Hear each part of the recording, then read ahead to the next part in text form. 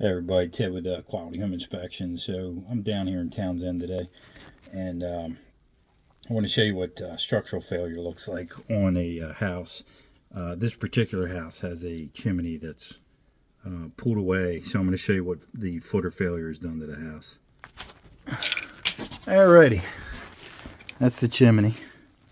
That's the foundation of the chimney right there. Alright, so if you look at this concrete right here, see that big crack? I got a big crack there. And then when I get into the actual foundation, the block, you see that vertical crack there.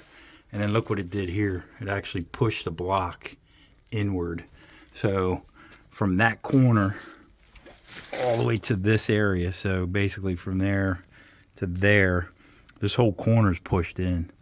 So now I got to recommend a structural engineer make repairs on this. So, sorry for the close up. But nonetheless, I'm just going to recommend repair by a structural contractor with a clearance report from a engineer. So just want to point that out. Thanks for watching this Ted with Quality Home Inspections.